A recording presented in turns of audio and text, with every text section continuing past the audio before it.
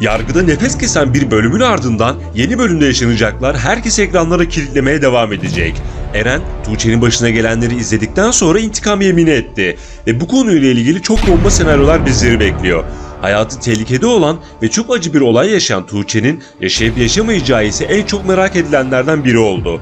Peki bu dakikadan sonra neler olacak? Eren, Tuğçe ve diğerlerini neler bekliyor ve Tuğçe'ye bunu yapanlar nasıl bulunacak? Bu dosyaya bakan Ilgaz'ı bekleyen sürprizler ise heyecan seviyesini artıracak. Öte yandan Yekta ile ilgili beklenmedik senaryolar herkesi şaşırtacak.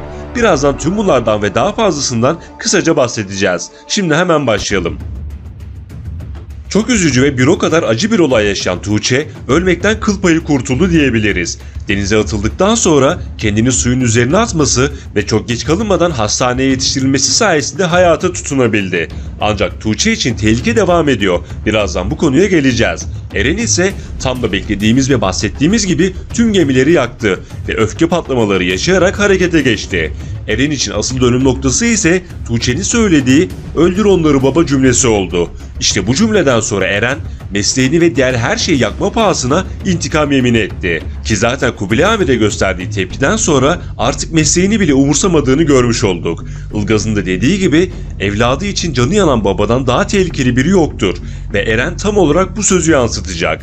Tuğçe'nin söylediği "öldür onları" cümlesinden sonra hızlı bir şekilde harekete geçen Eren ilk olarak olayın yaşandığı eve geldi. Muhtemelen evin adresini de Tuğçe'den öğrendi. Bu sahneyi flashback olarak izleyebiliriz. Sonrasında ise ev günlük kiralık olduğu için gizli bir kameranın varlığından şüphelenerek etrafa baktı ve kolayca bu görüntüleri ele geçirdi. Böylece Tuğçe'ye bunu yapanları teşhis edebilecek ve hepsinden tek tek hesap sormak için planlarını yapacak.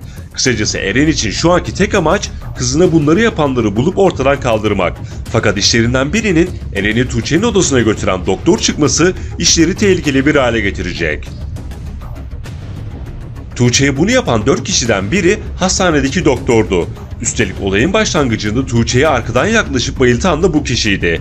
Arkadaşlarıyla buluşup Tuğçe'nin ölmediğini söyleyince hepsi panik olup tutuşmaya başladılar. İşte bu noktada Tuğçe'nin hayatı tehlikeye girebilir. Çünkü doktor Tuğçe'nin odasına rahatça girip çıkabiliyor ve hatta Eren'i de gizlice odaya sokmuştu. Bu nedenle bir ihtimal Tuğçe'yi öldürmek için harekete geçebilir. Ancak Eren izlediği görüntülerde bu doktoru tanıyıp teşhis ederse Tuğçe'yi hızlı bir şekilde o hastaneden kurtarabilir. Bu konuda heyecan dolu sahneler bizleri bekliyor olacak. İşin sonucunda ise Tuğçe'nin ölmesi beklenmiyor. Fakat Tuğçe için çok farklı yeni bir dönem başlayacak. Diğer taraftan Ilgaz, ihlalden önce davranarak Tuğçe dosyasını aldı ve Eren'e söz verdiği gibi hukuki yollarla bunu yapanların peşine düşecek. Bir yandan da Eren'in yanlış bir şey yapmasını engellemeye çalışacak ve bu konuda Eren'i frenlemeye çalışacak. Ancak Ilgaz'ın Eren'in çoktan harekete geçtiğinden haberi yok ve olmayacak. Eren bu işi gizlice halletmeye çalışacak. Bu süreçte Ilgaz, Ceylin ve Efe adeta seferber olacaklar.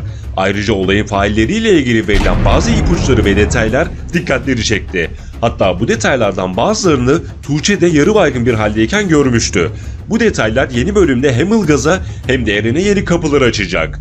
Birincisi, 4 kişiden ikisi evli olabilir çünkü parmaklarında alyans vardı. İkincisi, içlerinden birinin kolunda çok belirgin bir dövme vardı. Üçüncüsü, Tuğçe denize atılırken o sırada başka bir araç geldi. Bu araçtakiler görgü tanığı olabilir ve faillerin kullandığı arabanın plakasını görmüş olabilirler. Dördüncüsü ise Tuğçe'nin kurtardığı kadın. İşte tüm bu detaylar yeni bölümlerde dosyanın çözüme kavuşma noktasında veya Eren'in planları konusunda gün yüzüne çıkacaktır. Öte yandan Efe'den ise hiç beklenmedik bomba hamleler gelebilir. Şimdi gelelim diğer sürpriz gelişmelere.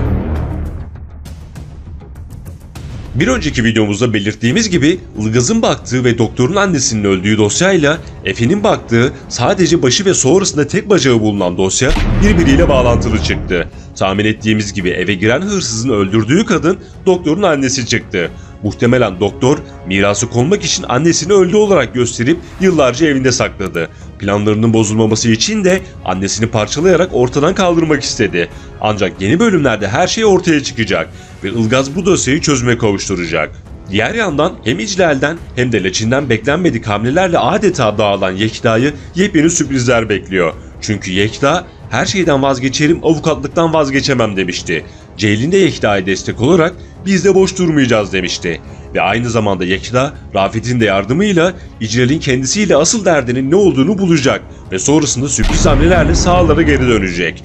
Bunların yanı sıra yeni bölümlerde Osman Zümrüt senaryosu yavaş yavaş açılmaya başlayacakken Canberk'in Parla'ya kafayı takması sürpriz ve karmaşık olayların fitilini ateşleyecek. Yeni videoları kaçırmamak ve anında izlemek için bildirimleri açmayı unutmayalım. Bir sonraki videomuzda görüşmek üzere. Hoşça kalın.